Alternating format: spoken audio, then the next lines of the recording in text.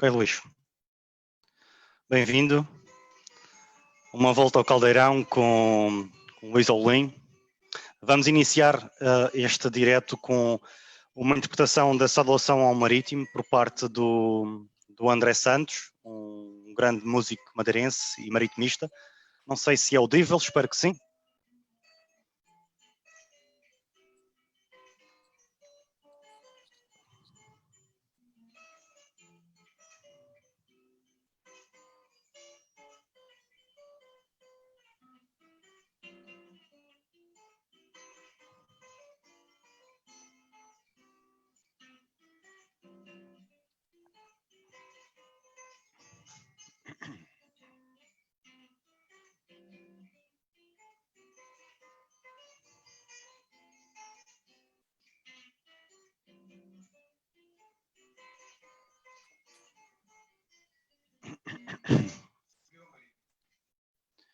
Bem diz o André Santos, viva o Marítimo. Temos hoje connosco Luís Olim. Bem-vindo, Luís, uma vez mais. Obrigado por aceitares este convite. É para mim um especial prazer, porque nós temos cerca de 3 anos de diferença, parece-me, e conheço-te desde as escolas do Marítimo, 2 anos de diferença, e essa diferença na altura era um grande abismo. Nós enfrentámos-te no torneio Adelino Rodrigues. Vocês tinham uma equipa superlativa e nós éramos as maravilhas. Ficou 12-0, algo do género. Não tocámos na bola praticamente. Belos tempos. Luís, maritimista desde o berço, literalmente. Sim. Obrigado, Vítor, pelo convite e para mim, claro que não podia recusar, e é para mim uma grande honra poder fazer parte deste elenco de luxo que tens tido ao longo desta iniciativa louvável que tens levado para a frente. O feedback é justíssimo e também eu tenho acompanhado essas fabulosas entrevistas e grandes figuras do Marítimo. E espero bem que continue e que dure bastante tempo, porque Sim. faz sempre bem à nossa alma revivermos todos os nossos tempos. Como nós costumamos dizer, quem vive do passado são museus, mas o passado dá-nos a identidade que nós temos e é importante para também encontrarmos os caminhos do futuro, para sabermos de onde vimos e para onde queremos ir. Por isso acho que Sem dúvida. acho que tem sido uma iniciativa fantástica e espero que dure bastante tempo. Esses eram realmente também tempos muito bons, tempos em que praticamente só vivemos dos sonhos, não é? Estamos ali sempre a dar a dar largas aos nossos sonhos de miúdos. É normal essa questão do resultado. Nessas idades a diferença de 1 ano já é muito significativa, imagina de 2 ou 3, mas eu tive a felicidade de estar em grupos maravilhosos no futebol jovem, onde criamos amizades que duram até hoje. Um grupo sempre muito unido e, acima de tudo, de excelentes homens. Eu recordo-me bem desse grupo, era uma geração notável. Infelizmente, nem todos, ou melhor, poucos, chegaram a profissionais, mas inevitável recordar, por exemplo, as vossas exibições no Campeonato Nacional de Juvenis de iniciados contra o Porto, contra o Guimarães. Vocês derrotaram o Porto no Liceu por 3-2. O Porto tinha uma grande equipa, como é habitual, mas vocês foram superiores. O Liceu estava cheio. Que recordações guardas desse jogo? Olha, em primeiro lugar, uma coisa que me impressionou desse jogo foi, com aquela alegria imensa, chegar a casa por termos conseguido um feito que para nós, até culturalmente, nos era incutido que era uma coisa quase impossível de fazer. embora também por essa altura, não sei se é antes, se é logo depois, mas eu até tenho a sensação que é ali muito próximo e talvez até antes. A equipa de juvenis do Marítimo tinha ido, acho que às Antas também, golear o Porto. 4-0. Sim. Ou seja, e logo aí isso também faz com que nós comecemos a acreditar que as coisas são possíveis, e nós partíamos para essas fases nacionais, embora sempre a ouvir das grandes diferenças que existiam entre as equipas regionais e as equipas que depois estavam no continente.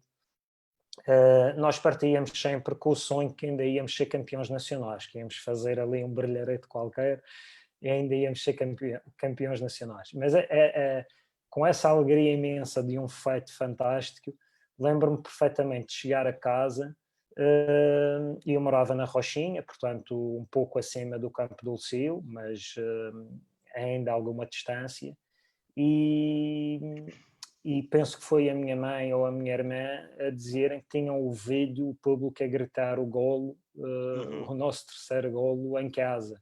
Portanto, foi realmente um momento que foi vivido e era vivido muito intensamente por todos os adeptos. Nós tínhamos jogos de futebol jovem com esse público. Sim. Ainda hoje isso acontece um pouco nas fases nacionais, costuma sempre estar bem composto o campo, e as pessoas vibravam, no fundo eram as equipas da formação acabam por ser as verdadeiras equipas dos jogadores da terra, e que as pessoas gostam de acompanhar e vibram com os seus sucessos, e pronto, são...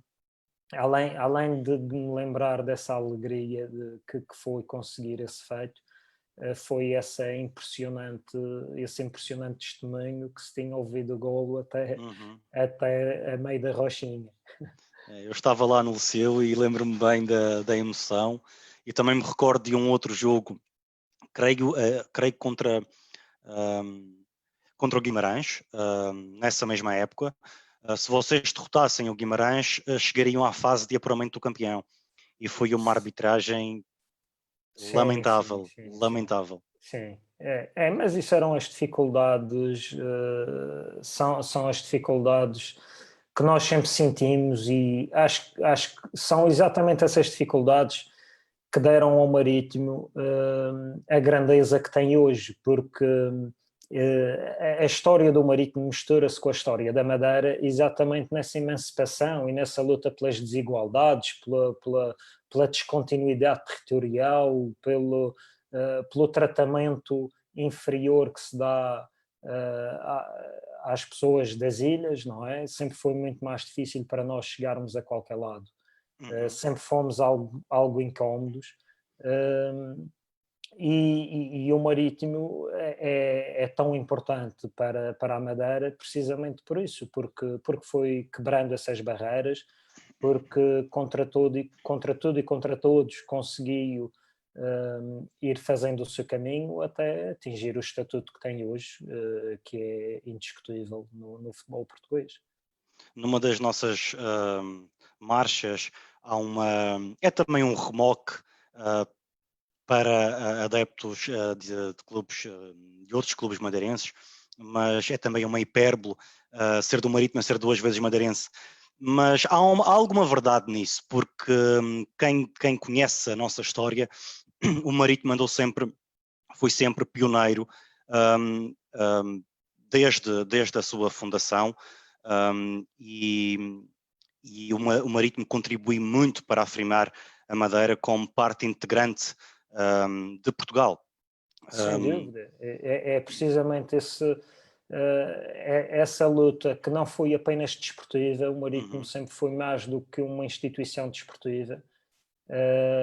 Penso que é isso também que leva a essa dupla condição, porque ser do Marítimo não é apenas querer que uma equipa madeirense ganhe, não é apenas uma luta dentro de campo, mas foi também, e se calhar ainda é, e ainda agora temos questões temos tido questões diárias que têm resvalado novamente para esses princípios e para essa unidade do país, que nos levam a sentir que ser do Marítimo também é lutar pela própria Madeira, porque nós temos assumido esse papel com muito orgulho e altivez, como diz, Exato, como a diz o nossa nosso... marcha.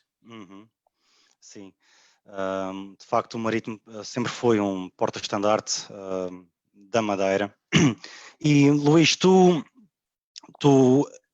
iniciaste a tua trajetória no Marítimo nas escolinhas, nas escolas. Sim, comecei. A primeira vez que eu me lembro de ir treinar tinha 5 anos ainda nem era permitido, porque as inscrições eram só a partir dos 6 anos. Mas o meu pai, com aquela ânsia de que fosse para lá treinar, e conhecendo o treinador da altura que estava em Santo António, lembro-me de ir ao Maracanã, fazer alguns treinos ainda com 5 anos, e depois comecei na Escola da Pena, aí, pronto, dentro daqueles núcleos que existiam antigamente, que era a Pena, Santo António, São Martinho, Barreiros, não sei se me estou a esquecer de algum, mas lembro-me desses mais precisamente. Galeão, não sei se no Galeão devia ser Santo António. Integrar. Não sei se havia núcleo do Galeão. Não, Santo António era mesmo lá no complexo. Pois, exato. Era mesmo do Maracanã. Talvez existisse ainda o Galeão. E fiquei depois na Pena, desde os 6 anos até aos 9, onde depois fui integrado nos infantis, mas comecei bastante cedo. Até já te disse isto em privado, foi na Escola da Pena que eu também comecei a dar os primeiros passos como atleta do Marítimo, e acho que a primeira vez que sangrei foi devido a um remate teu. Pois, não tenho memória desse episódio em particular. Eu tenho. O que revela bem a falta de jeito que eu tinha também. Não era falta de jeito. Tinhas acertar na baliza, acertei no... Não, eu se calhar, a mim faltava-me o jeito e sobrava coragem. Vocês eram mais velhos, tu já tinhas requinte técnico e já tinhas um remate poderoso. E eu, sim, enfim.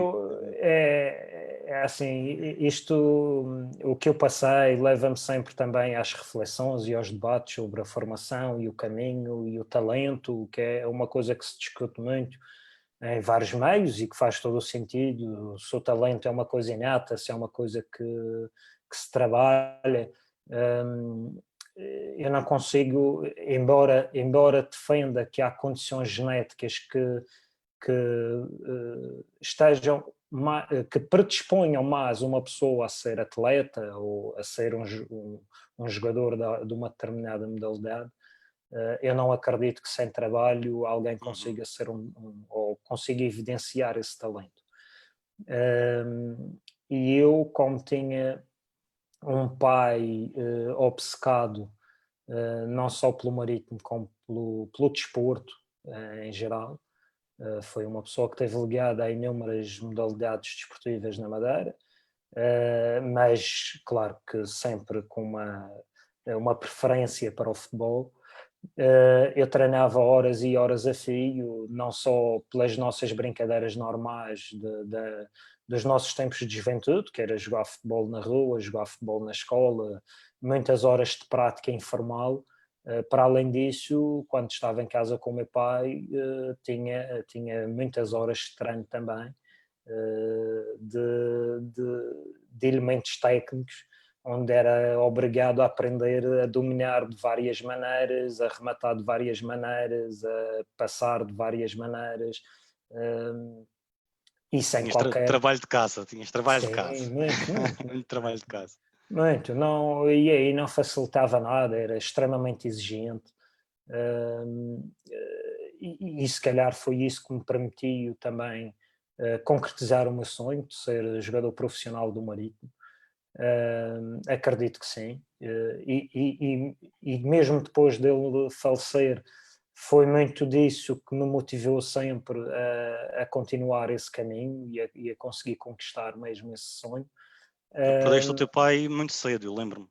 Sim, tinha 13 anos, na altura, em termos de futebol, era iniciado de primeiro ano, onde tive a sorte também de ser treinado pelo Chico, que acabou por ser fundamental também no ultrapassar dessa situação e esteve sempre disponível para tudo o que nós necessitamos, o que eu necessitei, mas que também falava regularmente com a minha mãe, sabia para saber onde é que poderia ajudar e esteve sempre lá.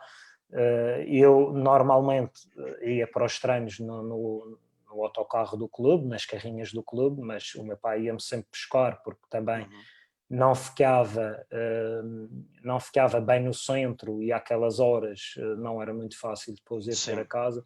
E o Chico passou a fazer isso, passou a me levar a casa. Se eu tivesse algum pequeno problema, o Chico ou ia-me levar a Santo António, onde eu pudesse ser tratado pelo departamento clínico do clube à meia da tarde, ou me mandava alguém no carro dele levar-me a Santo António para fazer esses tratamentos. Teve sempre um cuidado excepcional comigo e isso ajudou-me muito a ultrapassar essa situação, que no fundo foi obviamente o momento mais difícil da minha vida até hoje. Imagino, Luís, também quando perdi o meu pai em 2013, são coisas que não se esquecem, e o Chico também esteve lá. Eu hei de falar com o Chico numa destas voltas ao Caldeirão, porque o Chico tem um passado notável ao serviço do Marítimo. É talvez o treinador das camadas jovens mais titulado na Madeira. Se não andará lá perto. E eu também sou suspeito ao falar sobre o Chico, porque é das melhores pessoas que eu conheci. Também foi meu treinador durante um ano no Juvenis. Foi talvez das minhas melhores épocas. Fomos campeões regionais, fomos aos nacionais. E o Chico era o melhor amigo do meu pai, portanto, também, sabes, nestas conversas, como eu disse noutros momentos, eu estou aqui como adepto, portanto, não tenho a necessidade de suster emoções, de ocultar emoções. Nós estamos aqui para partilhar emoções. A nossa homenagem, a nossa gratidão a esse grande homem que é o Chico, que tanto nos ajudou e que está sempre disponível para os amigos. É pena que o Marítimo... É uma sorte nós podermos ter gente assim a se cruzar connosco na nossa vida e a nos influenciarem, porque depois é muito para além disso, acabam por ser referências para moldar também a nossa forma de ser e que passam a ser exemplos e esse se calhar é o estilo de liderança que eu me identifico mais, é o ser líder pelo exemplo. E o Chico nunca precisou de dar muitos gritos porque toda a gente sentia que ele tinha toda a moral para fazer o que entendesse, porque além de ter sido um grande jogador, é um grande homem e sempre também serviu de exemplo para todos nós que nos fomos cruzando com ele. Daí que também partilho a tua homenagem e acho que é de inteira justiça. Essa relação com o Chico, entretanto, aprofundou-se porque eu hoje sou padrinho de batismo da neta do Chico, filha do André e da Sandra. Portanto, esses laços estreitaram-se e o futebol contribui muito para isso porque o meu amigo mais antigo é o André. Eu conheci o André quando tinha 5 anos e depois começámos a jogar no Marítimo até ele, entretanto, deixou o futebol no juvenis, creio. Mas é bonito como o futebol nos juntou e continua a juntar-nos, porque sempre que estamos juntos é o Marítimo que vem à superfície, e histórias que vivemos e também a saudade de voltar a ser feliz, de voltarmos a ser felizes no Caldeirão. Claro, e esses acabam por ser os grandes valores do desporto. Eu tenho a mesma história, ou tenho uma história parecida com essa, não é? Os meus melhores amigos, ou os meus amigos de infância são quase todos também oriundos do futebol e do facto de termos partilhado essa prática no Marítimo. Obviamente depois fiz mais alguns amigos daí para a frente e que também são grandes amigos meus, mas a grande parte dos meus amigos vieram desse meio, e esses são os valores do desporto e acima de tudo são os valores que nós identificamos no Marítimo, que desde a sua fundação, mais uma vez, não foi apenas para competir dentro de campo, foi para coisas muito mais profundas do que isso. Uma escola de homens. Sem dúvida. Os verdadeiros valores da solidariedade, da amizade, da superação, fundamentalmente esse da superação, que se liga com tudo aquilo que a Madeira teve que ir ultrapassando ao longo destes mais de 100 anos de vida também do clube. Foi um aliado muito forte, mas de humildade também. Eu acho que das coisas que nós mais nos podemos orgulhar é o facto de nos considerarmos o clube do povo.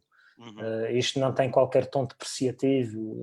Acho que isso, acho que essa é a característica mais nobre que nós podemos ter, que é sermos de todos e cá estarmos para todos. No fundo, não nos distinguimos por classes socioeconómicas, nem por qualquer outra coisa, nem por raças, nem por religiões.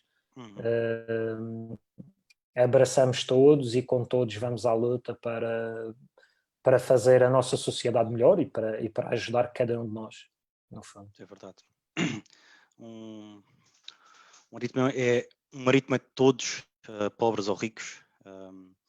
É importante também que isso regresse ao clube, que todos tenhamos lugar, não só no Caldeirão, mas na história, na vida cotidiana do clube.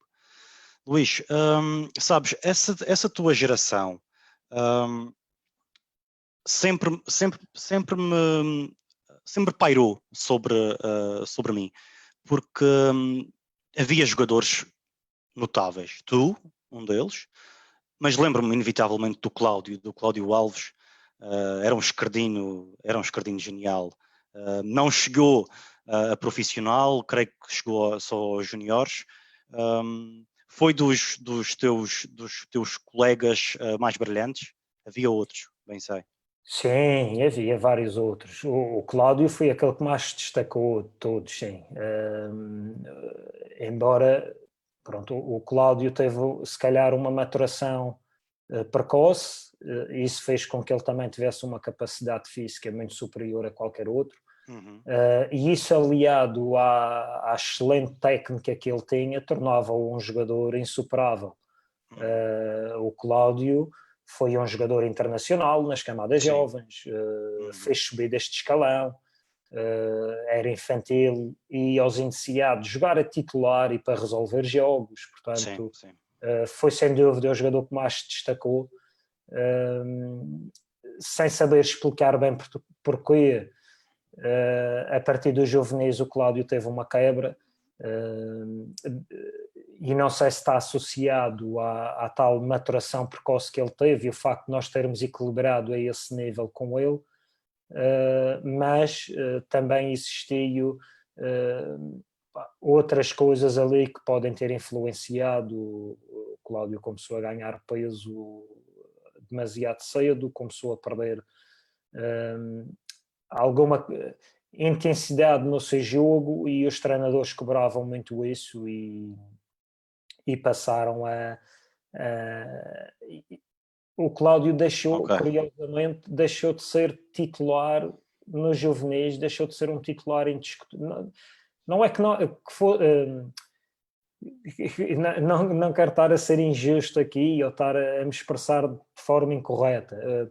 Eu penso muitas vezes por castigo em relação à exigência que os treinadores tinham e o Cláudio já não cumpria tão bem, porque o Cláudio também cresceu nesse contexto de ser o desequilibrador e de precisar de pouco mais para estar dentro de campo, porque bastava a fase em que tinha a bola. Os treinadores a partir dos juvenis começaram a lhe cobrar muito a outra parte do jogo e o Cláudio não deu a resposta que eles estavam à espera e acabou por começar a ser também suplente algumas vezes e no Júnior já começou a ser ainda um pouco mais sofrido a esse nível e acabou por não dar o salto para o futebol profissional, embora a nossa geração tenha beneficiado do aparecimento da equipa Da B, equipa B, sim. que foi um palco, digamos, um degrau fundamental para a nossa afirmação, mas tinha vários outros colegas de grande qualidade também, que poderiam ter lá chegado, embora essa equipa B no início também tenha sido algo feito para que o Marítimo tivesse a capacidade de se impor.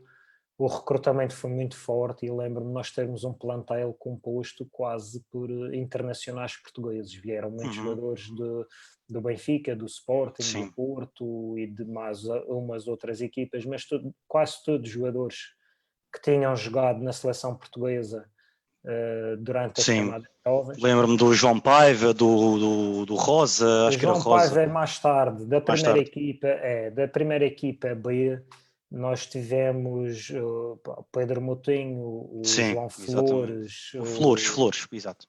tínhamos o Rui César, que era um jogador do Porto, que depois ainda esteve no Real Madrid e depois veio para cá. Tínhamos o Pedro Rodrigues, que o depois Rui foi César também um jogou jogador que pela. nunca passou dali. O Rui César chegou a jogar pela equipa principal do Marítimo, num jogo contra o Porto. Sim, ainda houve vários que ainda foram lá momentaneamente, mas que tenham acabado por fazer carreira, por acaso, dessa geração, em que até tinham um estatuto muito grande, não foram assim tantos. Se calhar até foram mais os madeirenses do que os jogadores que acabaram por vir de fora e que preencheram esse plantel. Tínhamos o Figueira. Os guarda-redes eram o Figueira e o Moura. O Bruno também já integrou essa equipa B, que era da minha geração. Sim. Da minha mesma acabei por ser só eu e o Bruno logo de início. Depois tinha o Fernando, o Márcio Abreu e o Brigel, que eram um pouco mais velhos do que eu, um ano mais velhos do que eu, o Brigel 2. O Bragança, que também era um internacional português. Marco Bragança, sim. E depois vieram muitos jogadores do continente, o Hugo Moraes. Sim. Foram vários que vieram. E mais tarde chega o Pep. Sim, o Pepe chega, penso que 3 anos depois do início da equipa B, 2, 3 anos depois, e chega ainda também com a idade de Júnior. Sim. E acaba por fazer um pouco o que o Pelágio fez há pouco tempo, que acabou por jogar nos Júniores, na equipa B, na equipa A, tudo ali de seguida, mas realmente era um jogador que era muito acima da média, não. Sim, notava-se logo. Sim. Mas evoluiu bastante. É natural. Não digo no Marítimo, a vários níveis. Embora mesmo dentro do Marítimo fosse um jogador que se destacasse. Só tive 2 colegas dessa dimensão, digamos, que foi o Pepe e o Danilo Pereira. Eu quando comecei a treinar com o Danilo Pereira, fez-me lembrar logo esses tempos do Pepe em que realmente não havia comparação, quer dizer, era um jogador fora do padrão daquilo que nós estamos habituados e que era um jogador... Dois campeões europeus hoje. E são claramente jogadores para voos mais altos, embora tenhamos sabido tirar muito bem partido deles também. Foram jogadores que ainda tiveram aqui um tempo considerável e daí nós também termos aproveitado bem. E também assististe de perto à ascensão do Dani. Sim. Embora, e é do Dani a parte mais curiosa é que o Dani nem chegou a se afirmar na equipa B. O Dani quase que salta diretamente para a equipa A, porque o Dani na equipa B costumava ser suplente, ou não era convocado, era pouco utilizado, entrava, mas realmente tinha uma qualidade técnica muito elevada. e aquela irreverência dele encaixou muito bem naquilo que o professor Nelo Vingada queria fazer na altura. Isto que eu estava a dizer dele ter acabado por nem jogar na equipa B também tinha a sua lógica, que o campeonato da equipa B era um campeonato muito mais físico. Sim. Do que propriamente o campeonato da primeira divisão, portanto ele dá aquele salto e consegue logo impor o seu futebol. As pessoas às vezes questionam isso, quase pondo em causa as opções do treinador da equipa B, mas nem era propriamente... tinha uma justificação. A verdade é que... Proteger o próprio atleta. Sim, porque eventualmente ele entrando ali em campos com muito mais condições, na altura de inverno, super pesados, para o tipo de futebol dele, eventualmente o rendimento ia ser baixo. E isso até poderia ter complicado a carreira dele, porque as pessoas ao avaliarem, se calhar depois já não detectavam ali o potencial que viram e que se confirmou. O Dani depois, ao ir integrando alguns treinos da equipa principal, acabou por ter as condições de fazer vir ao de cima toda a sua capacidade e quase sem se afirmar na equipa B, impôs-se logo na equipa principal e muito bem. E também foi mais um daqueles que nós também conseguimos tirar muito bom proveito. Luís, tu há pouco falaste de um grande nome da nossa história, o professor Nelo Vingada. Foi com o professor Nelo Vingada que tu chegas à equipa principal do Marítimo, na época 2000-2001. Sim, a minha estreia pela equipa principal, portanto, a equipa B foi criada em 99-2000, eu ainda tinha um segundo ano de júnior para cumprir e fui logo integrado no plantel da equipa B. E no ano seguinte tenho a felicidade, não sei bem o critério, porque também eu ainda não era propriamente um jogador indiscutível na equipa B, mas comecei a ter a possibilidade de trabalhar com a equipa A e no início da segunda metade desse campeonato, portanto em janeiro de 2001, acabo por me estrear contra o Gil Vicente em Barcelos, com o professor Nelo Vingada. Tu estás... Desculpa, interrompi-te. Não, ia só dizer, num jogo em que acabei por ser algo surpreendido com essa mesma estreia, porque joguei mesmo a titular. Sim. Nós perdemos esse jogo, o Petit marcou um gol, pelo menos um gol. Sim, o Petit jogava no Gil Vicente nessa altura ainda. Perdemos 2-0. Foi um jogo muito complicado, o campo estava impraticável, lembro-me do pé enterrar até ao tornozelo. Chovia muito no Porto nesse fim de semana. E lembro-me perfeitamente da palestra do professor Nelo Vingada, onde normalmente no próprio hotel anunciava a equipa, e ele dizer que não ia fazer a palestra no hotel, mas que ia fazer só no campo, porque primeiro ia ter que ver as condições do campo para perceber se podia levar para a frente aquele 11 que ele estava a contar, porque eventualmente teriam que ser jogadores com maior capacidade física que iriam ser a opção. E logo nessa hora eu pensei que a minha oportunidade esfumava-se nesse fim de semana, porque se há coisa que eu não era fisicamente muito forte, era um jogador algo franzino, embora em termos de treino inferior até tivesse alguma musculatura, em termos de tronco sempre fui franzino, mas a verdade é que quando ele disse equipa, eu mantinha-me na equipa, e isso fez muito bem ao ego, que eu pensei, bem, sou dos mais fortes fisicamente, vamos lá para a batalha, mas foi um jogo muito difícil também por isso, e acabamos perdendo do jeito. E fala-nos dessa sensação quando tens a certeza de que vais ser titular do teu Marítimo pela primeira vez. Epá, há ali um misto de pensamentos. No fundo, é toda a parte emocional que acaba por mexer, não é? E vem ao de cima muita coisa, desde logo a relação com o meu pai, a questão do meu pai, acabava por ser o concretizar de um objetivo, ou se calhar não era o concretizar, era o começar, mas era o alcançar de um sonho que tinha desde muito novo e que praticava desde muito novo, não é?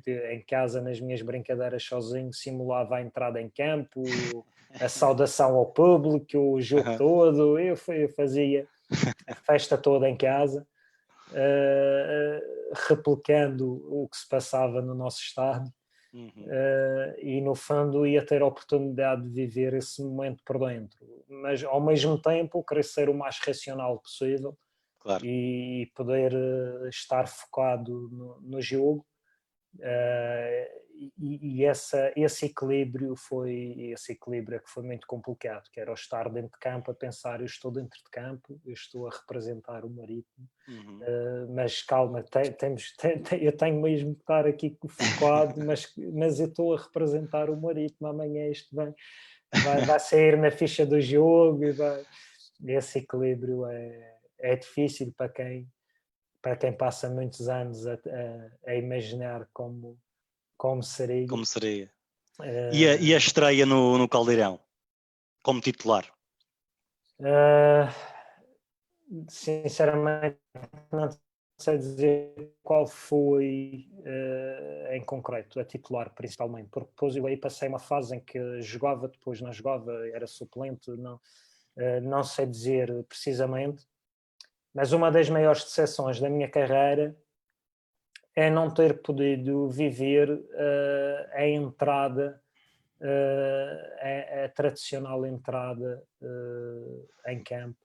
Aquela entrada em corrida, aquela entrada triunfal do Leão do Almirante Reis. Essa entrada, eu tenho quase a certeza que já não era, na minha altura, já não era bem assim, penso que já entrávamos em conjunto. Porque esse era um grande momento do jogo, quando era adepto, quase que valia pelo jogo todo. É verdade. E pronto, essa acaba por ser uma das maiores decepções, embora tenha sentido muitas vezes, como te dizia, não sei dizer especificamente o da estreia, mas tenho bem presente, se calhar foi igual os jogos todos da minha carreira, o estar no aquecimento, sentir o público, o entrar, mesmo que daquela forma mais calma para a saudação, o estar dentro de campo a pensar várias vezes se as pessoas, se nós estávamos a honrar como devíamos aquilo as expectativas das pessoas e aquilo porque que era passaste a muitos nossa anos história. passaste muitos anos na bancada, não é? Sim, Passaste muitos sim, é anos como verdade. adepto e de repente Sim, estás lá. sem dúvida. E isso sempre foi uma relação algo complicada, que era tentar despir a camisa do adepto e vestir a do profissional. Não é fácil, não é um equilíbrio fácil de encontrar. Se calhar seria mais fácil se estivesse a jogar noutro clube que não o meu, mas felizmente também nunca tive essa oportunidade. Luís, era precisamente essa tua paixão pelo Marítimo que eu queria continuar a explorar. Como é que teria sido se tivesse enfrentado o Marítimo por outro clube da região? Por outro clube da região, penso que não seria fácil. Embora houvesse alguns onde até houve a possibilidade de ser emprestado para outras divisões, mas aí também quase certeza que não enfrentaria o Marítimo. Sim. Por isso eu penso que não era uma coisa fácil de se tornar realidade. E se acontecesse? Imaginemos. Se acontecesse, obviamente que durante aqueles momentos do jogo, eu respeitaria acima de tudo a minha entidade patronal, Claro. não tenho dúvidas nenhumas, e E infelizmente se calhar isso vai acontecer enquanto treinador algum dia, não sei, mas se acontecer também é bom sinal, que é sinal que estou a trabalhar, Sim. mas digo infelizmente porque sempre acalentei um pouco o sonho de poder ter toda a minha carreira ligada ao Marítimo apenas. Mas se acontecesse, como te dizia, durante aqueles momentos, com certeza honraria o meu compromisso com a minha entidade patronal, embora e iria fazer tudo para vencer, Claro. embora nunca seja uma coisa, e por muito contente que eu ficasse por ganhar, seria se calhar um jogo que não me daria grande prazer festejar depois se ganhasse. Com certeza também não festejaria perdendo, mas Claro. seria sempre um pouco nesse agridoce de não poder festejar a 100% uma vitória, ou de não poder festejar uma vitória do Marítimo porque tinha sido a minha derrota. Pois. Porque no fundo é isso que acontece. Posso dar alguns exemplos. Eu ainda enquanto jogador, e vi muitas situações, tive muitos colegas, e enquanto para alguns era normal estarem de fora e ficarem chateados, alguns se calhar até desejaram a derrota do clube para justificar alguma mudança, eu ia para a bancada com o meu cachecol igual e tornava-me adepto igual aos outros e saltava para festejar os golos e vibrava e fazia. Cheguei até a fazer mais, a ser convocado em convocatórias que iam 19, 20 jogadores, a ficar de fora, já em cima da hora do jogo, e a ir ao carro buscar o cachecol e ir-me sentar para a bancada como Como um adepto. se nada fosse, portanto. Isso é tão bonito, sabe? Isso é muito bonito. Isso para mim sempre foi uma coisa muito clara, que os objetivos do clube e da equipa não se sobrepõem a mais nada. Embora também possa dizer que em alguns momentos da minha carreira o facto de ficar de fora ou de não ser opção também me pareceu injusto. Em alguns momentos, atenção, não estou aqui, porque eu acho que existe muito aquela cultura muito individualista e de olhar para o próprio umbigo, quando os jogadores acham que eles devem ser sempre opção e tudo o que não seja isso é uma opção errada do treinador. Eu também reconheço que muitas vezes essa opção foi justa, mas também houve algumas em que senti que era injusto, mas nem isso me fazia mudar a minha forma de ser, porque nem o Marítimo nem os seus adeptos tinham que sofrer por causa disso.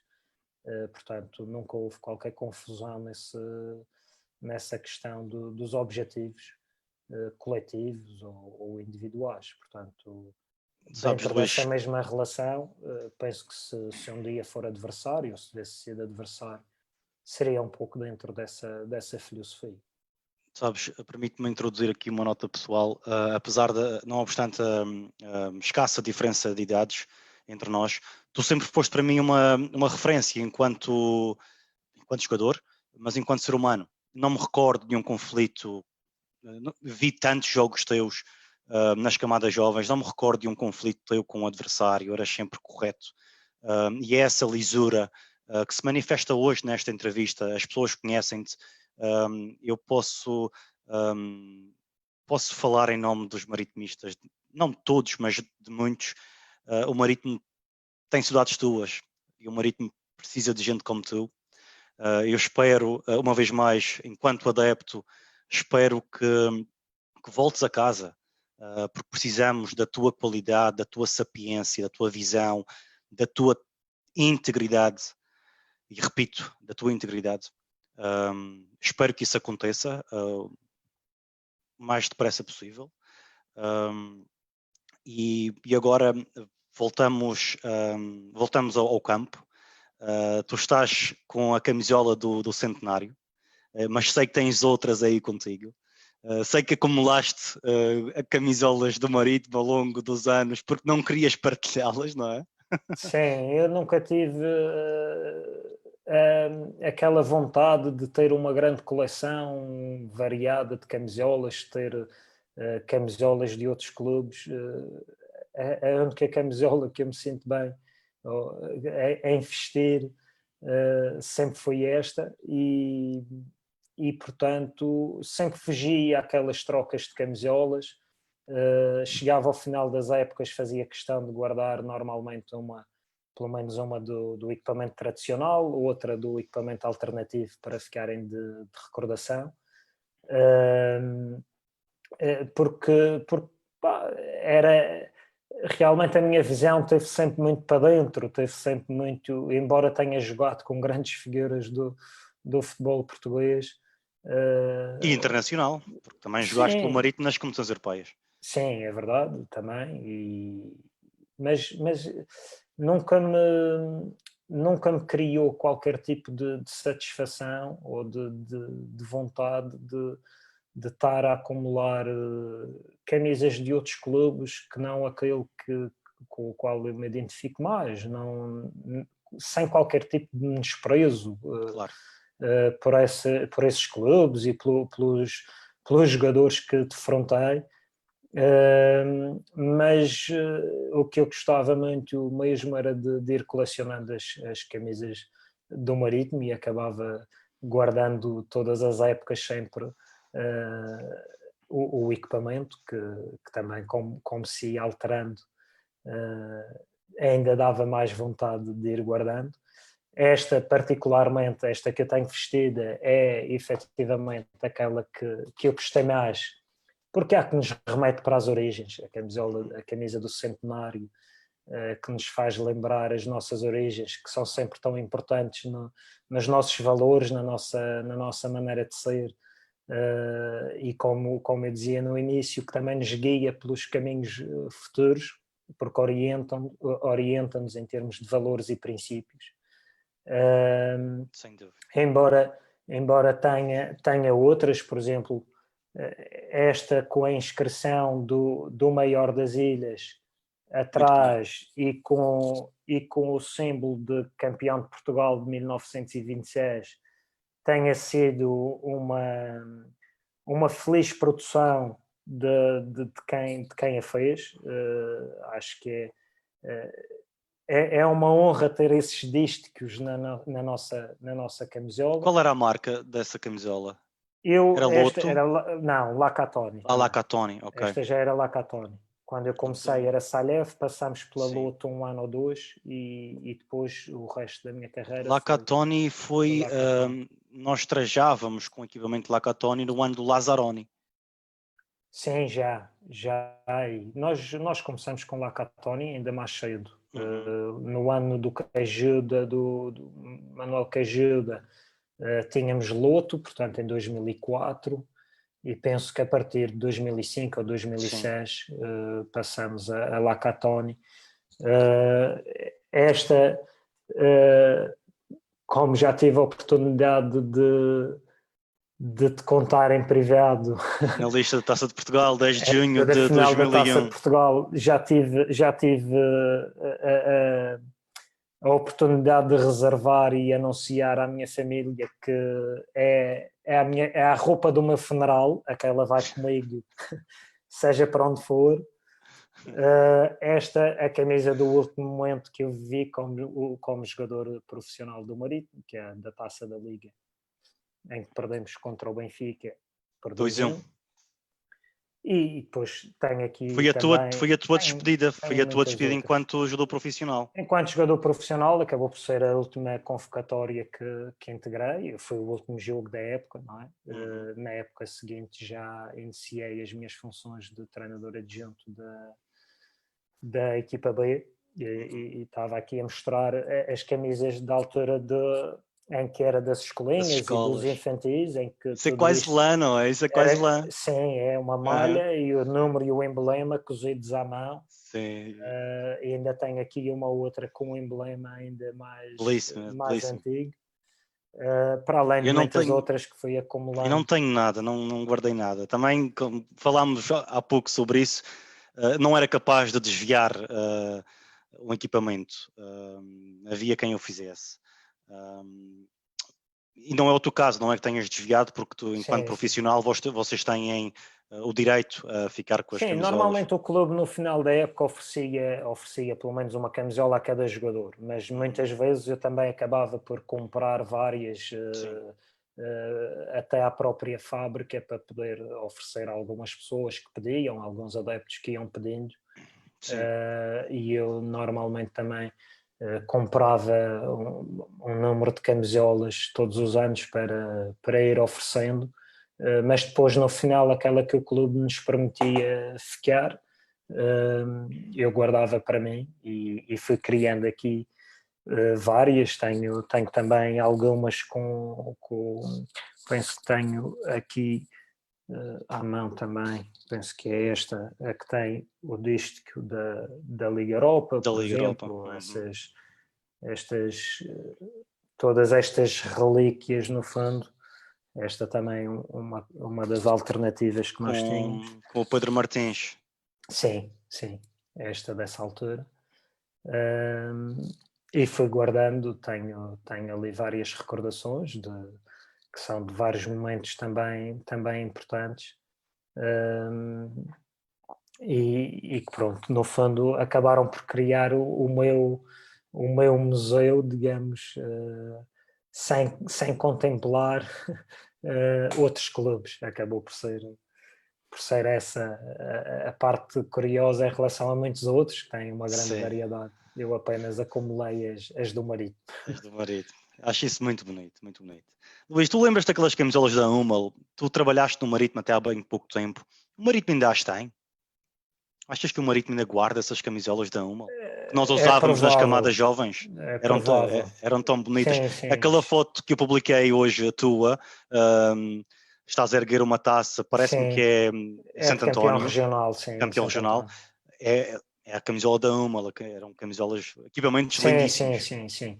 Esse equipamento foi, penso, o melhor equipamento que nós tivemos no futebol jovem na minha geração. Nós normalmente usávamos aquela malha, depois passamos a um outro equipamento também com tecido já muito melhor, claro, mas penso que nem sei dizer qual era a marca, mas era diferente.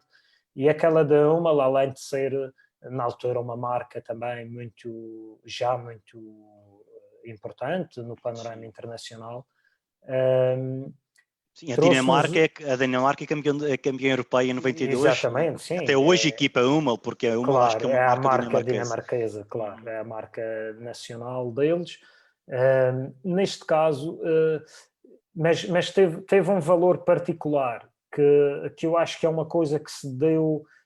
Não sei se as pessoas têm a real noção do que é isso, mas que eu senti isso, vários colegas manifestaram já a mesma situação e tu poderás dizer-se também para ti, tinha esse significado, que era nós equiparmos iguais à equipa principal. Sim, sem dúvida. Isso para nós era um maior orgulho, nós ali identificávamos totalmente como jogadores do Marítimo, não era, por exemplo, eu lembro-me perfeitamente o equipamento da Diadora, que ainda há dias o João Luís usava, até por ser o equipamento completamente diferente daquele que estávamos habituados, mas nós nunca tivemos acesso a nada daquilo. Não.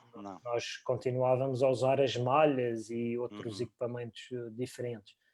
E nessa altura foi realmente o trajarmos de igual à equipa principal e levava ainda mais todo o nosso orgulho em poder andar com aquele equipamento. Eu lembro-me, por exemplo, um dos grandes feitos que também consegui viver no futebol de formação foi nós termos nos conseguido apurar um ano para a fase de campeão nos juvenis, de campeão nacional. Sim. Passamos aquela fase intermédia. Que era muito raro ultrapassar essa fase intermédia. Não sei se isso voltou a acontecer Pois. mais alguma vez. Essa fase intermédia sempre foi muito, muito complicada, porque acontecia sempre o caso, como tu disseste, do jogo do Guimarães, ou tínhamos sempre adversários também muito fortes, e era muito complicado. mas também beneficiando de uma inscrição irregular, da utilização irregular de um jogador do Sporting. O Sporting acabou por perder alguns pontos e nós, como segundo classificado e beneficiados dessa situação, passamos à fase de disputa do título, mas enquanto esse decidiu, o tempo passou e o calendário depois também teve que ser algo apertado e acabamos por jogar a meio da semana também. E no meio desses jogos a meio da semana eu lembro-me de nós irmos, porque íamos viajar logo a seguir ou porque tínhamos jogo mais tarde, nós já íamos de manhã para a escola com o fato de treino do Marítimo vestido. Isso orgulho de chegar à escola não havia nada que nos deitasse abaixo, nem mais velhos, nem mais fortes, omnipotentes. Inchávamos o peito e íamos por lá dentro, como dizia um amigo meu, com toda a moral que Deus nos deu. Sim. Porque, quer dizer, íamos no fundo com a roupa mais bonita que tínhamos. Mais bonita, sem dúvida. Eu adorava andar num autocarro do Marítimo, com aquele autocarro, na altura, o melhor autocarro que nós tínhamos, com o Sr. Hilário a conduzir. Sim, Sr. Hilário. tantas histórias com os condutores do Marítimo, tantas histórias. Sim. Quando ali perto do 1º de Maio, se havia algum mais rebelde, exato, o autocarro parava. Ui, quem é que vai andar o último quilómetro a pé? Era porque nós fazíamos coisas e nós fizemos isso a vários níveis. Por exemplo, às vezes comentamos,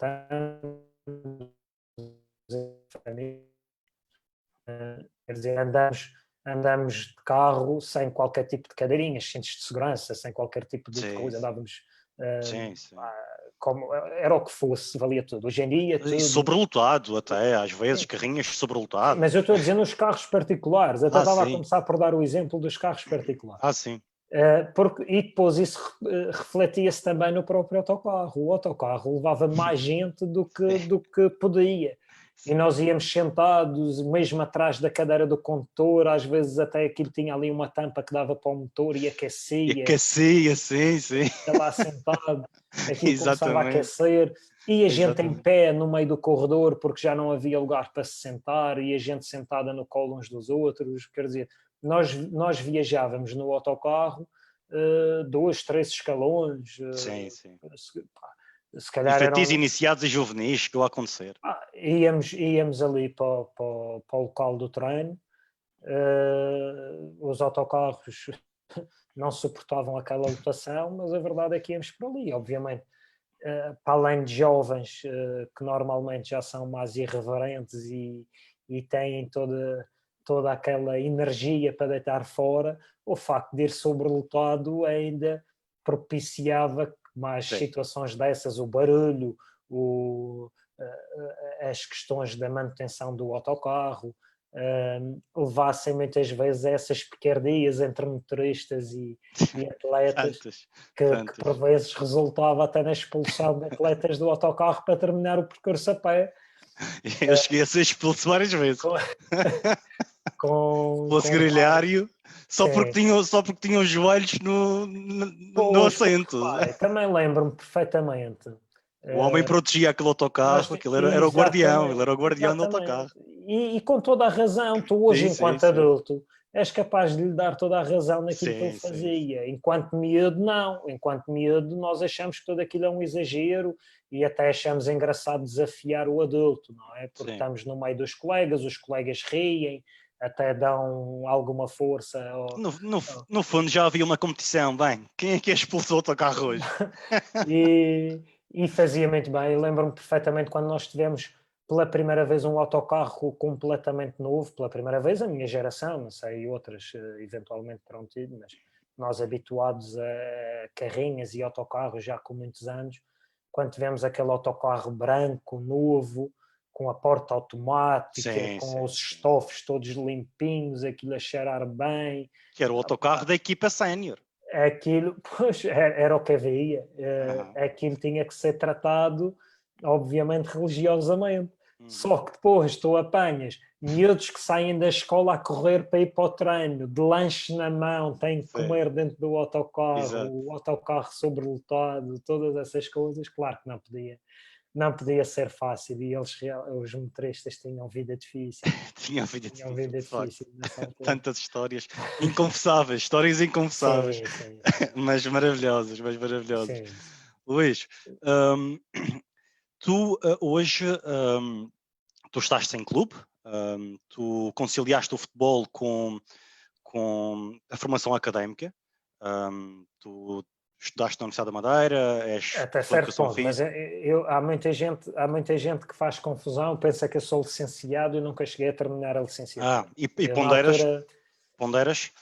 hum, é assim, foi uma coisa que eu defini muito cedo também como objetivo de vida e lembro-me perfeitamente de até ter saído uma entrevista depois de um título de infantis, penso eu, em que entrevistaram vários elementos da equipa, em que eu dizia isso, que queria ser jogador de futebol, mas que também fazia questão de tirar o curso de Educação Física.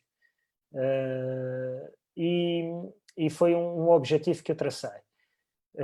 Depois passei por algumas coisas na fase da universidade que me desapaixonaram um pouco e que também a própria carreira no futebol fez com que eu começasse a ponderar um caminho diferente. Desde logo, eu quando entro na universidade, também coincide com a fase, ou pouco depois, um ano depois, torno-me internacional português e Sim, passo a ir a alguns estágios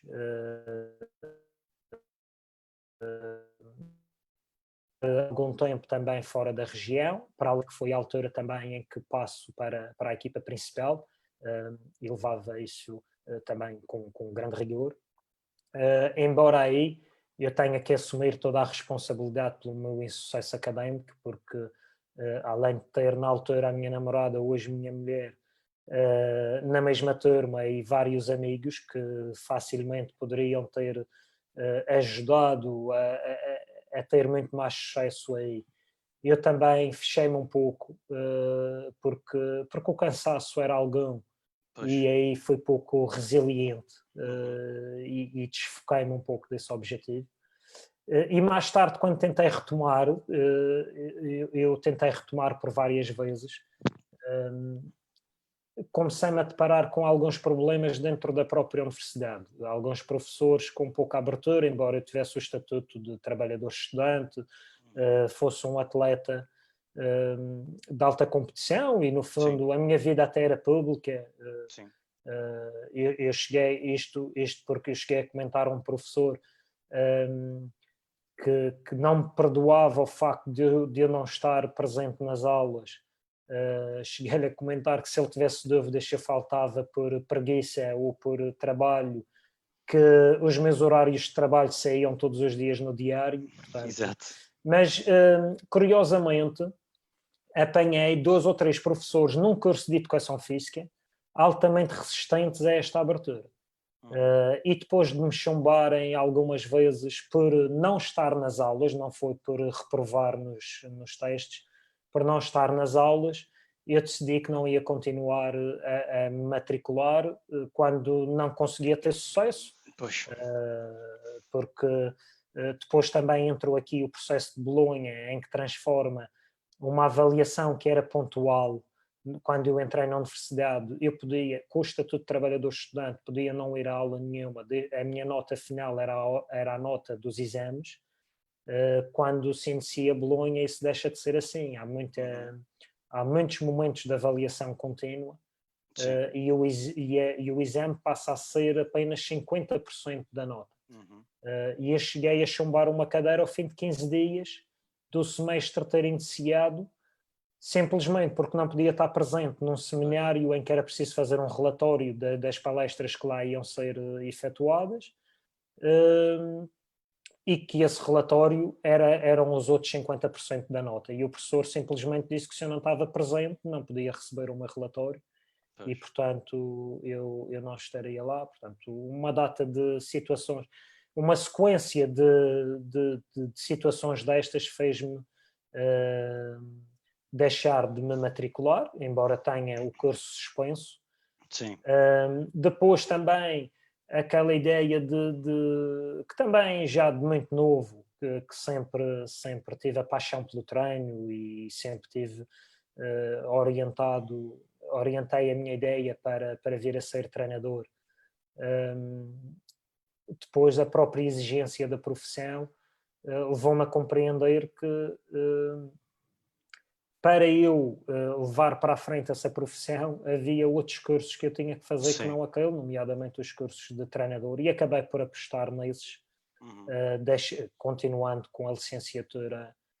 Qual é o nível treinador que já possuis? Eu já tenho o UEFA Pro, já concluí todos os cursos de treinador, concluí-os em novembro de 2018.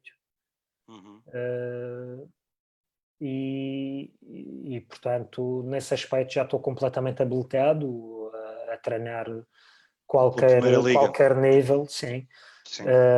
O que era uma coisa que depois entrava em conflito com a própria universidade. A universidade não consegue dar equivalência ainda neste momento. Há vários alunos a passar por esse problema.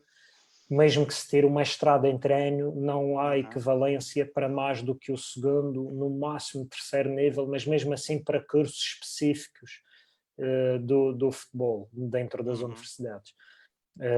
O terceiro nível até penso que não estão a dar a ninguém neste momento. O máximo que se conseguia era o segundo, e eu comecei muito cedo a fazer os cursos de treinador, e a partir dessa sequência decidi que então ia suspender a licenciatura e ia acabar por estar. E no final, durante o meu primeiro ano como treinador adjunto da equipa B, fui fazer o terceiro nível, o FA, e depois no ano em que estou a trabalhar na equipa principal, fiz o UEFA Pro e concluí. Olha, Luís, não me sinto só pelo facto de não terminaste a licenciatura. Eu também não, falta-me uma cadeira para terminar há uns 14 anos, mas também foi Bolonha quem me prejudicou, porque eu tenho inúmeras cadeiras extracurriculares, cadeiras que eu fiz e que foram descartadas por Bolonha, e a Universidade da Madeira não me atribuiu equivalência. Uma cadeira, tenho que pagar propinas, e enfim, também é uma questão de justiça, eu também recuso. Mas enfim, Luís, tu venceste o torneio de Toulon em 2001. Sim. Em 2001. E foste colega nessa seleção de jogadores como o Bruno Alves, como o Ricardo Costa, como o Carlos Martins. Sim, a minha seleção de Toulon, a seleção em que eu participei em Toulon,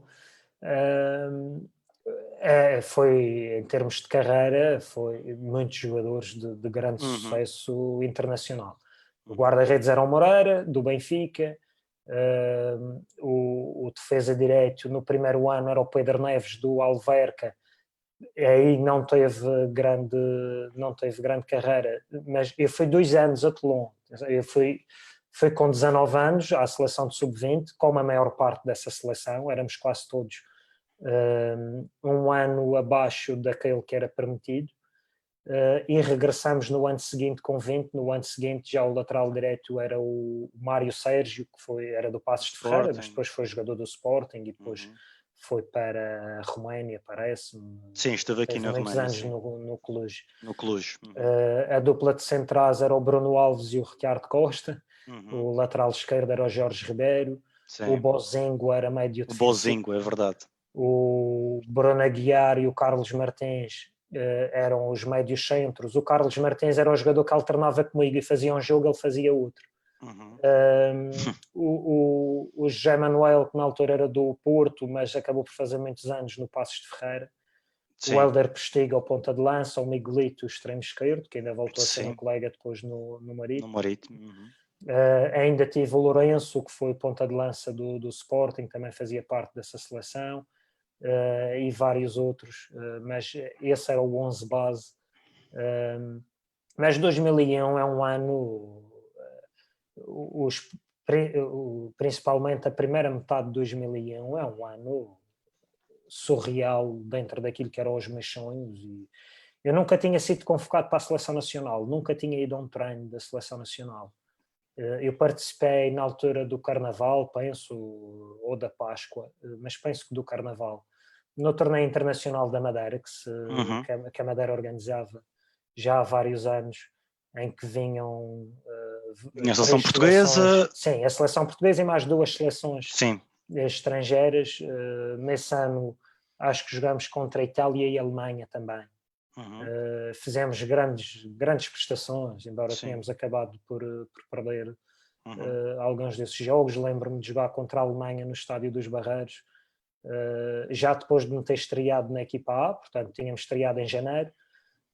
Fazemos o torneio internacional, já não me recordo bem se no Carnaval, na Páscoa, onde, segundo o professor Rui Mâncio conta, terá sido no fundo a prova final para a Federação me convocar à Seleção Nacional, embora eu até maio, que é quando se joga o torneio de Toulon, não tenha ido a nenhum estágio. Não sei se houve, se não houve, não fazia a mínima ideia, nem me passava pela cabeça. Eu lembro-me perfeitamente de chegar a Santo António para um treino e o João Camacho vir-me cumprimentar de forma mais efusiva, a me dar os parabéns, tinha sido convocado para a Seleção Nacional. E eu não sabia se ele estava a brincar, se estava... não sabia o que é que se passava, nem o que é que se ia passar. Ainda a primeira coisa ainda foi que seria para algum treino, quando ele depois começou a explicar, e estava convocado para ir diretamente para o torneio de Toulon. Ia diretamente para o torneio de Toulon. Bem, preparei as minhas coisas e segui para estágio, onde caí ali no meio daqueles jogadores. Sim, embora emoção, o que aconteceu um bocadinho à frente, mas que chega ali onde cai um pouco de paraquedas, uma geração de jogadores que, como tu sabes, e é normal, os jogadores muitas vezes fazem uma carreira também, um percurso estável também na seleção nacional, portanto um grupo que já vinha desde o Sub-15, que são as primeiras seleções, já vinha quase todo ele junto dessa altura, e comecei a integrar aquilo, coisas muito curiosas, desde que logo o primeiro treino era logo um treino de conjunto, norte contra sul, e era uma rivalidade tremenda. Imagina. Bem, era pancada que nem passa pela cabeça. Não imaginas. Não imaginas. Bruno Alves, Ricardo Costa. O Bruno Alves davam carrinhos à altura do pescoço dos outros. Estávamos num treino. Ele continuou a fazer isso ao longo da carreira, mas Bruno também Alves. Tem por respeito. Exato. E eu sim. Eu verdinho, o menino da ilha, nunca tinha estado numa coisa daquelas, e fico no quarto logo com o Bruno Alves, com o Zé Eduardo, que era também um guarda-redes do Porto. Foi logo um choque, uma pancada. Foste prachado? Não, a praxe foi, mas a praxe na altura era mesmo dada pelo treinador, que dava um valente carrolaço. António Volante, não era? Não, o António Violante foi o treinador que nos orientou mesmo no torneio, sim. Ok. Mas o responsável por essa seleção era o Agostinho Oliveira, só que o Agostinho Oliveira na altura estava com o Sub-21. Estava com o Sub-21 que penso que foi nesse ano também, foram disputar o campeonato europeu, não sei se foi no ano seguinte, mas sei que num dos anos eles iam disputar o campeonato europeu, mas se não foi nesse ano, tinham outra competição, e acabou por ser o António Violante que foi connosco. Sim, o Brigal esteve nesse campeonato europeu de Sub-21. No europeu de Sub-21, sim, exatamente. E nós, treinei aqueles dias em Portugal, seguimos viagem para Toulon, e fomos iniciar a competição. E eu, claro, as minhas expectativas eram fazer alguns minutos no torneio. Era aquilo que me parecia mais lógico e coerente com tudo o que era o percurso que estava para trás. Estava ali no meio, não conhecia praticamente ninguém, não estava minimamente rotinado. Quando chega a hora do primeiro jogo, França-Portugal, portanto logo a jogar contra a equipa da casa, e o António Violante diz o 11 e, para minha surpresa, estava incluído no 11. Ganhámos 2-1. E essa é a verdadeira emoção, o chegar ali, sim, mas o ver o hino nacional num estádio com muitos imigrantes, contra a equipa da casa, Sim. realmente é um momento difícil de igualar. Embora para mim tudo o que foi do Marítimo tenha sempre mais valor do que o que foi da seleção. Eu até, por exemplo, aqui em tom de brincadeira e que ninguém está a ouvir, nem, Não, ninguém. nem vão extrapolar isto as Ninguém. coisas. Eu, por exemplo, lembro-me no final do Euro 2004, quando perdemos a final, ter amigos a chorar e dizer, opá, se fosse o Marítimo era pior. Perder uma final da taça pelo Marítimo para mim foi pior do que perder uma final do Europeu.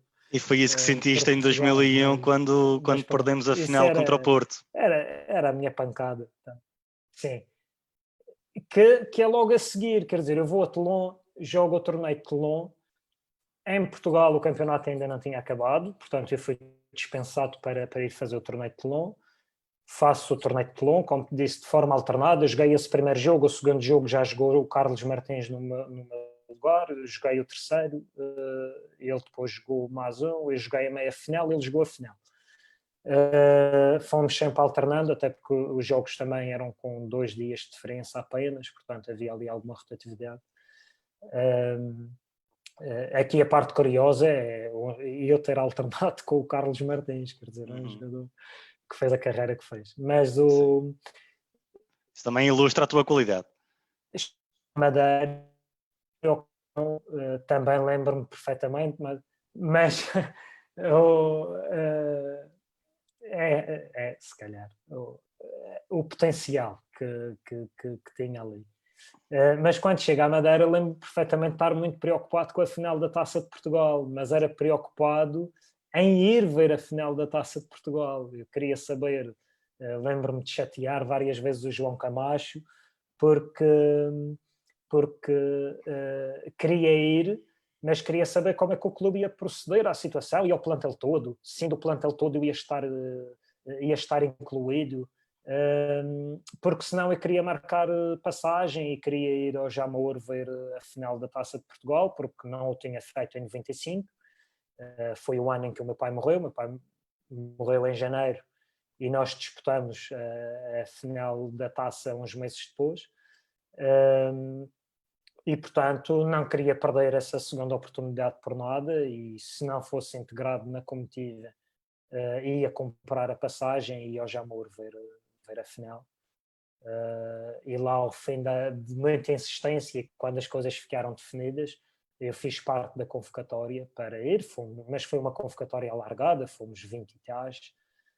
Fomos alguns dias antes, ficamos em Lisboa já hospedados, fizemos os treinos lá em Lisboa e pronto, e só penso que na véspera do jogo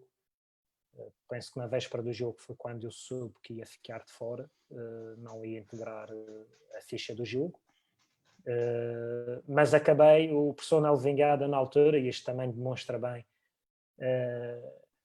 que muitas vezes há que ser muito mais do que o treinador ou do que o que conta só dentro do campo. Mandou-nos equipar todos e irmos todos para o aquecimento. Todos nos equipamos, entramos em campo todos juntos para aquecer. Tu sabias que não ia ser opção. Sim, mas fomos todos aquecer. Fomos todos, equipamos todos, fomos todos sentir aquele ambiente, Exato. ter aquela recepção, a bandeira da Madeira a ser desfraldada pela bancada abaixo, porque dessa vez, felizmente, a organização já foi um pouco melhor e conseguimos ter os nossos adeptos juntos. E tive essa oportunidade de entrar em campo e partilhar o aquecimento com aqueles que iam jogar. E depois, também uma coisa que hoje, ao nível da organização, ninguém permite, mas ainda tive esse privilégio, eu acabei vendo o jogo atrás da baliza, onde marcamos aquele golo que ainda ninguém se lembrou de pôr no placar, o golo do Kim. Exatamente. Portanto, à saída do túnel, de quem vem dos balneários, ficamos sentados aí atrás desses painéis publicitários a assistir ao jogo, quase dentro do campo também. Como um adepto. Como adepto, já não podia fazer mais. Exato. Restou-me chorar desalmadamente no fim, com o facto de não trazer a taça para a Madeira, mas pronto. Lembro-me bem, também eu, e preparava-me para os exames nacionais em 2001 e já não queria ir para a universidade. Já não queria fazer exames nacionais, já não queria. O Marítimo perdeu a final da taça outra vez. Eu não me chatei, não quero estudar, não quero ir para a universidade, não quero nada. Sim. Uma porque, dor. no fundo, nós vemos, nós sabemos e sentimos que são oportunidades que não são muito frequentes. Sentimos a dificuldade de todo um percurso que é feito até chegar àquele momento, não é fácil. Não é fácil de atingir, nem muito menos de repeti-lo. E percebemos que aquele grande sonho, embora eu também seja daqueles que faz questão de salientar que o Marítimo já foi campeão de Portugal, quando me colocam os maiores, a maior ambição da carreira e onde a maior parte dos jogadores responde naturalmente e com toda a lógica, e isto não tem qualquer juízo de valor com o que uns dizem e outros dizem. A maior parte defende ir jogar para um clube de maior dimensão, um clube que lute por títulos. Para mim a maior ambição não era ir para um clube habituado a ganhar títulos. A minha ambição era jogar no Marítimo e ganhar um título. E ter o meu nome inscrito num grupo que voltasse 1927. E pronto, naquele momento também depois de um ano com tanta conquista e tanta glória, mas acreditava mesmo que íamos ser capazes, tinha toda a confiança. Eu também nisso sempre fui um romântico em relação à possibilidade de nós ganharmos ou não. Há dias, e tenho acompanhado os teus programas, e cada vez que falaram no grande jogo entre o Marítimo e a Juventus, a maior prova desse romantismo, e que para mim, independentemente daquilo que era a realidade,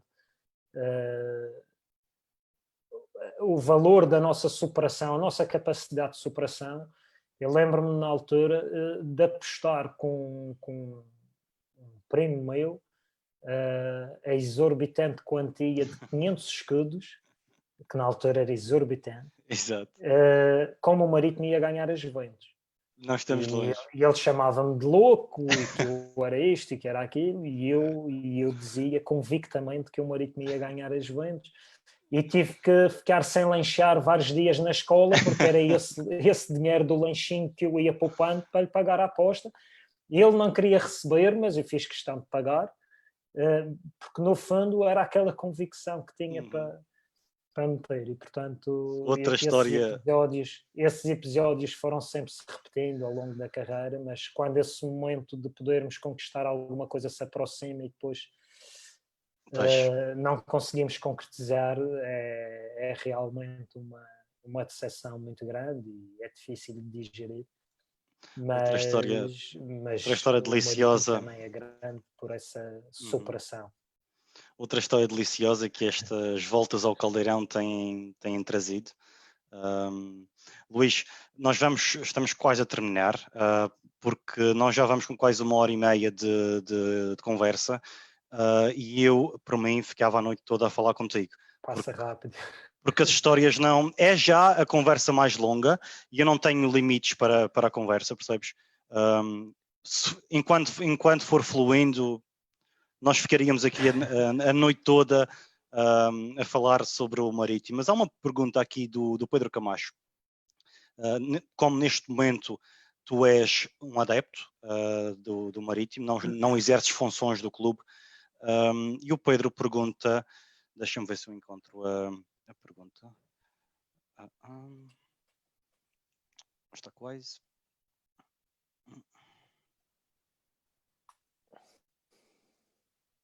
Eu sei qual a pergunta, mas quero citá-la. Ok. Hoje, portanto, esta é a pergunta do Pedro. Hoje, como adepto, como vês a proximidade da massa associativa? É igual aos anos 80, 90? Sim ou não? Porquê?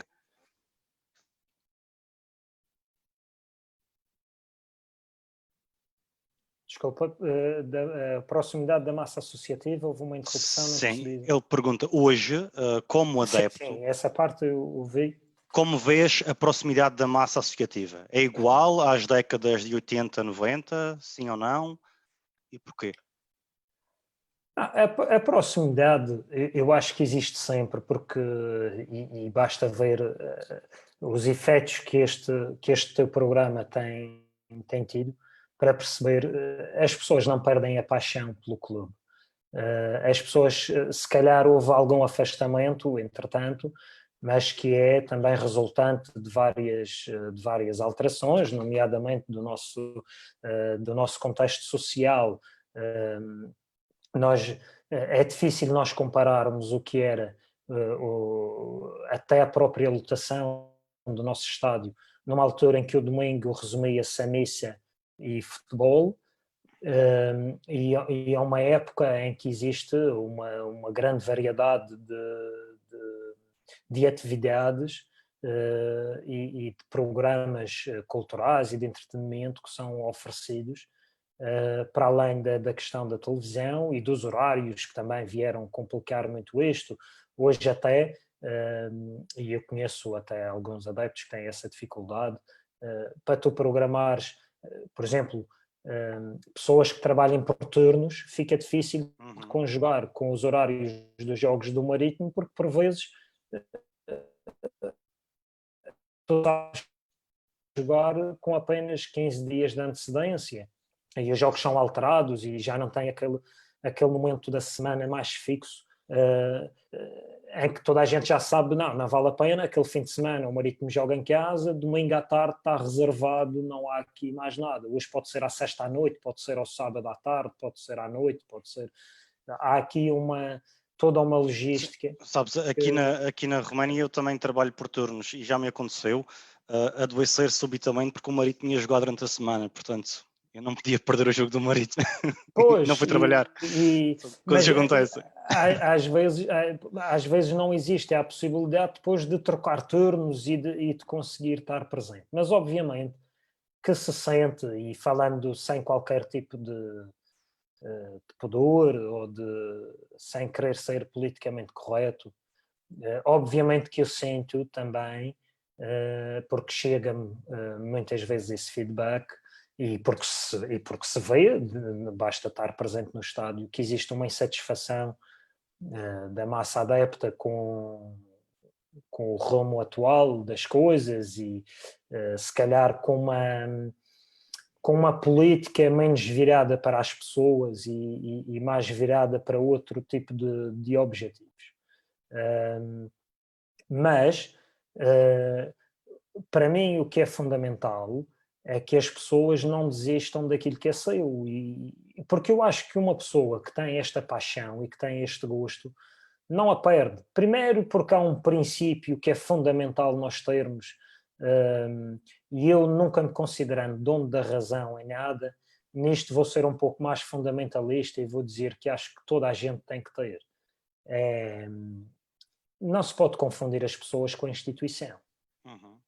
E obviamente que eu sei, quando fazem uma pergunta dessas, nós sabemos o que é que está aí implícito e sabemos que essa insatisfação é muito dirigida a uma pessoa só, que é ao nosso presidente. Mas há estas duas coisas importantes que nós temos que ter: o discernimento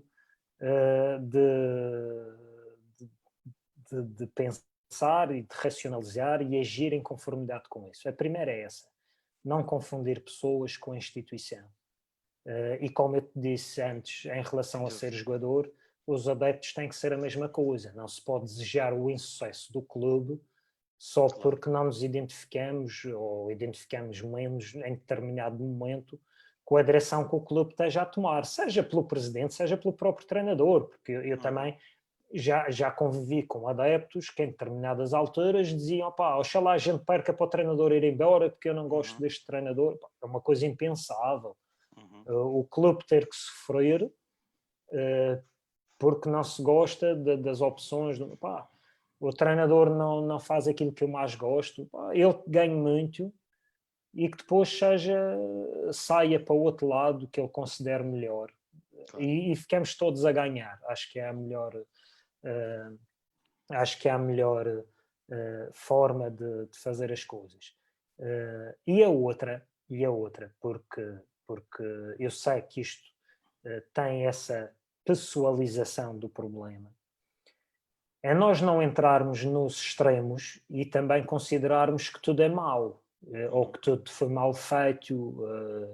Portanto, eu acho que nós temos que ter o equilíbrio e a capacidade de reconhecer os méritos e apontar os deméritos de uma forma construtiva, de uma forma que ajude a elevar o clube, claro, e que não desparta por dentro. Claro. Porque hoje em dia nós vivemos um futebol muito mais dentro de campo. Um futebol muito mais fechado, e mais fechado do ponto de vista tático, do ponto de vista de muitas áreas científicas complementares que vieram ajudar o futebol e que fazem com que o pormenor decida os resultados. Há muito pormenor que influencia o resultado, que se tu fores a ver isoladamente, o contributo dele para o resultado foi 0, qualquer coisa. Só que são tantos, uma grande percentagem. Nós temos, se nós nos começamos a partir por dentro, nós ficamos muito mais perto da derrota. E vamos ficar muito mais perto de ser ultrapassados por outros clubes que nós consideramos de menor estatuto. E, portanto, nós não podemos perder esse foco, que é o objetivo coletivo, independentemente de nos identificarmos mais ou nos identificarmos menos. Nessa análise, Luís, que tem de ser feita sobre um treinador, sobre um presidente, exige-se essa lucidez para enfatizar os méritos e os deméritos, mas também se exige abertura para dialogar, ou pelo menos para debater. E esse debate tem de ser feito com elevação. Se do outro lado não há abertura para dialogar, se do outro lado impera a ideia de que se do outro lado existe o monopólio da razão e o mero adepto, o simples adepto, não tem direito à voz porque não é rico, porque não assina cheques, aí estamos condenados. Estamos a condenar o Marítimo a uma clivagem que poderá ser irrecuperável. Porque as pessoas também se ofendem. E as pessoas chateiam-se. E depois não perdem um amor, mas chateiam-se. E viram as costas. Sim, exatamente. Mas é aí que tem que vir ao de cima precisamente todo esse nosso amor e conseguir separar aquilo que é aquilo que são as pessoas daquilo que é a instituição. Eu vou dar o meu exemplo, podia dar se calhar de outras pessoas e não quero estar aqui a puxar a brasa à minha sardinha ou a querer ser mais do que alguém. Eu sei do Marítimo. E esta época posso dizer que fui a todos os jogos de Cascolo e continuo a saltar da bancada quando é gol do Marítimo e continuo a ver os jogos fora agarrado à televisão e agarrado ao sofá e também a rematar com o jogador ao mesmo tempo que o jogador e a cabecear com eles e a fazer as coisas porque nós não podemos perder esse foco, repito mais uma vez, esse foco. E há aqui uma questão. Se é efetivamente essa propaganda que é feita, que o clube possa ser ou possa estar a se aproximar mais de uma pessoa do que as outras, o clube continua a ter estatutos e continua a ter direitos. Portanto, se as pessoas entenderem que realmente, da forma que está atualmente, existe um risco do clube perder o estatuto que conquistou, existe sempre a possibilidade dos sócios se mobilizarem e levarem para a frente uma outra alternativa. Portanto, e isso não há como impedir, não há nada que possa impedir isso. Sim. As eleições serão sempre livres, as pessoas poderão sempre se candidatar e apresentar outras ideias. Portanto, nesse aspecto, se calhar nós temos que refletir, e eu sei que há gente que reflete porque tem esse desabafo, mas então se calhar nós temos que nos condenar, ou quem entender que é esse o caminho, tem que se condenar pela falta de coragem de agarrar e tomar o pulso à coisa e tomar as rédeas da situação. Porque, como eu digo, em primeiro lugar, nós temos que elogiar méritos e ter a capacidade de refletir sobre aquilo que se considera que possam ser de méritos. Depois temos que procurar essa abertura. Se ela não existir, nós temos essa alternativa das pessoas procurarem e arranjarem um caminho alternativo, e temos a outra opção, que é também continuar esse caminho. Eu por exemplo, eu tive a oportunidade durante esta época, o facto de estar também fora do clube várias vezes à RTP Madeira,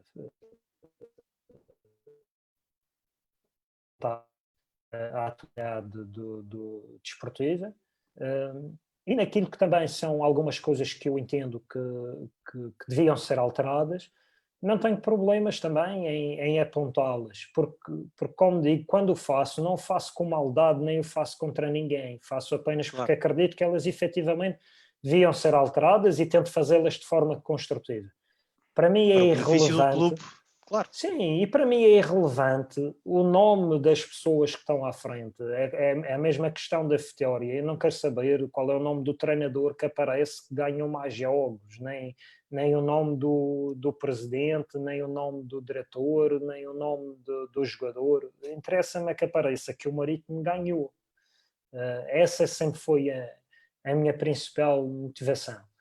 E, portanto, de uma forma descomprometida, completamente leal e penso que honesta, pelo menos assim tento que seja, já falei de algumas coisas dentro daquilo que acho que é razoável se falar publicamente, porque depois há outras coisas que acho que devem ser também do foro mais interno. Mas também estou à vontade para dizer que todas elas já tinha dito enquanto lá trabalhei, ao contrário do que se passou aí em determinado momento para fora. Posso dizer que enquanto lá trabalhei fiz sempre questão de nunca dizê-lo publicamente, porque acho que era desonesto para a instituição, mas várias vezes apontei aquilo que eu achava, mas também é só a minha opinião e eu não sou dono da verdade, é apenas o resultado de reflexões feitas sobre o clube e sobre o futebol em particular, não das outras modalidades. Portanto, aqui estou a me cingir mais àquilo que é a área do futebol, e tive a oportunidade de tentar, digamos, incentivar as pessoas a alterar algumas coisas, e daí também só me culpa a mim mesmo de não ter tido a capacidade nem a competência de convencer as pessoas de que haveria outras maneiras de fazer alguma coisa. Portanto, porque não sendo dono da verdade, também não posso estar aqui a dizer, se fizesse como eu estava a dizer, que os resultados seriam diferentes. Acho que também devemos ter essa honestidade intelectual de não colocar a nossa verdade como uma verdade absoluta, muito menos de entrar na tal filosofia dos X, Sim. Que se tivesse sido diferente tinha sido melhor. Isso é impossível de nós prevermos, ainda mais no futebol, que tem um grau de aleatoriedade muito elevado também. Luís, vamos encerrar esta nossa conversa, mas permite-me, enquanto adepto, uma vez mais, permite-me dizer, não sei como é que é possível a um clube como o Marítimo perder o contributo de alguém como tu. Alguém que já nasceu maritimista, que percorreu toda a formação do clube, chegou a profissional como jogador, depois como treinador, e eu, uma vez mais, enquanto adepto, questiono-me se uma pessoa com com as tuas características, um homem bom, um homem com saber acumulado, um homem que vive o clube e que assumiu que mesmo enquanto jogador, se estava fora da convocatória, vai para a bancada buscar o cascol e vibra como um adepto. Se estas pessoas não têm espaço no Marítimo, quem é que está no Marítimo? Não respondas, é só um desabafo. De qualquer forma, eu gostava de fazer uma ou duas reflexões sobre as suas palavras e, em primeiro lugar, agradecer, e fico muito sensibilizado por isso. Eu por vezes, e espero que não seja também um excesso de humildade, mas eu tenho muita dificuldade às vezes digamos, digerir tantos elogios que os adeptos fazem o favor de me dirigir e dão-me o privilégio de ouvir. São sintomáticos, não é? São sintomáticos. Mas como até te disse na altura em que me convidaste para participar nisto, e olhando aos ilustres convidados que tu já tiveste, eu quando Marítimo sinto-me tão pequenino, que para mim é difícil interiorizar realmente todas essas palavras elogiosas que... Mas isso só reforça a tua grandeza. Isso só reforça a tua grandeza. Depois, em relação à possibilidade ou à situação de sair, de estar ou não no clube, há uma coisa que é importante nós também termos a capacidade de separar. Não?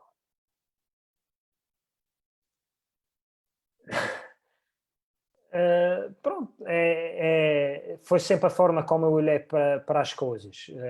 Foi sempre nunca pondo o individual acima do coletivo.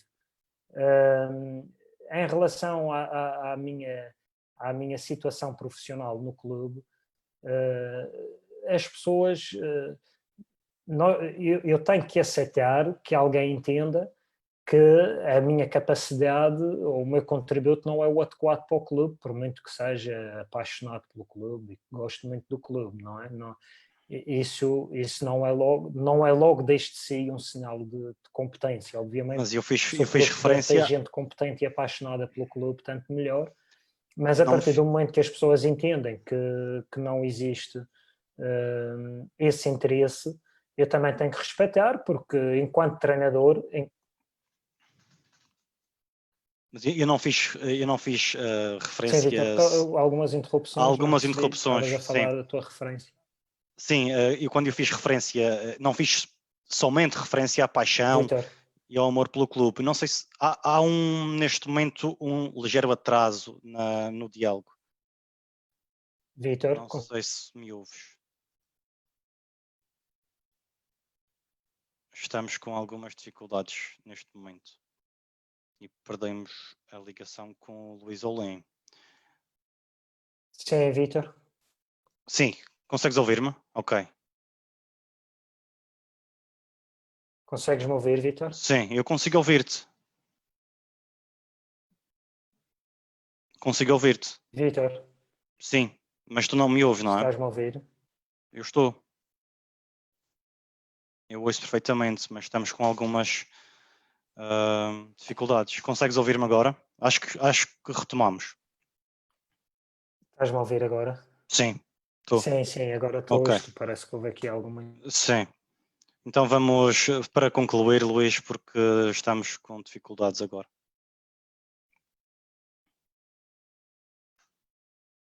A ligação Agora está a melhor, cair. Vítor? Tá. Mas vamos concluir então, senão ainda não te traz a possibilidade de uma Vítor, despedida. ouves-me? Sim, perfeitamente. Ouço perfeitamente.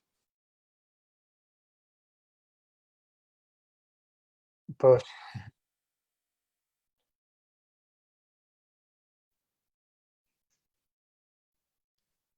Vamos lá, Luís, Está então. aqui, ok. Vamos. Não, estavas a dizer que tinhas feito referência, penso que na Sim, eu altura fiz que eu estava a dizer referência. em relação à Sim, apreciação sobre a competência. exato. Não, eu não fiz referência somente à paixão, também falei do teu saber acumulado, da competência.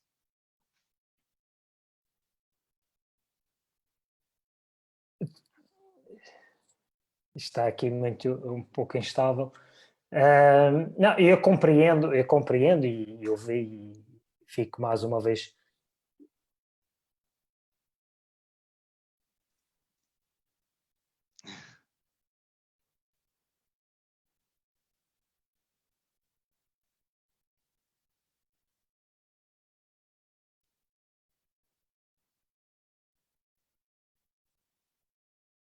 Nós continuamos com problemas, Luís. Vamos encerrar. Pois, eu não sei Vamos, se isto é vamos, do meu lado, senão. vamos encerrar então o direto, Luís. Será melhor. Obrigado pela tua participação. Foi uma conversa deliciosa. Poderíamos estar aqui durante horas. Algumas palavras que queiras deixar aos maritimistas? Olha, reforçar a mensagem que nós passamos, porque efetivamente eu sinto que existe esse desalento, nós estamos um pouco desanimados em relação, ou existe uma boa quantidade de adeptos que têm uma fase de algum desalento para com o clube, mas que nós possamos estar sempre unidos, que não se que se consiga sempre distinguir aquilo que são as pessoas daquilo que é a instituição, que possamos sempre elevar os valores que este clube nos ensinou ao máximo e que não só no desporto, mas também na nossa vida em qualquer área, porque o desafio é muito grande, temos sempre adversários também muito de grande qualidade e, portanto, que possamos sempre manter esta ligação e esta paixão num espírito de fazer evoluir e crescer o clube. Luís. E a ti, Vítor, agradecer realmente esta missão, digamos, que tens cumprido e que tanto nos tem preenchido a alma. E mais Obrigado. uma vez reforçar os votos que duram muito tempo Esperemos que sim. para Acho que sim, que acho que nos sim. possamos ir deliciando com grandes figuras do nosso clube. Obrigado, Luís. Obrigado por tudo o que deste ao Marítimo e espero que continuas a dar enquanto adepto, mas espero que regresses ao Marítimo enquanto profissional. É o que todos, ou muitos maritimistas desejam. Deixo-te um forte abraço, que nos encontremos na Madeira em breve. Saúde para ti e para os teus e viva o Marítimo.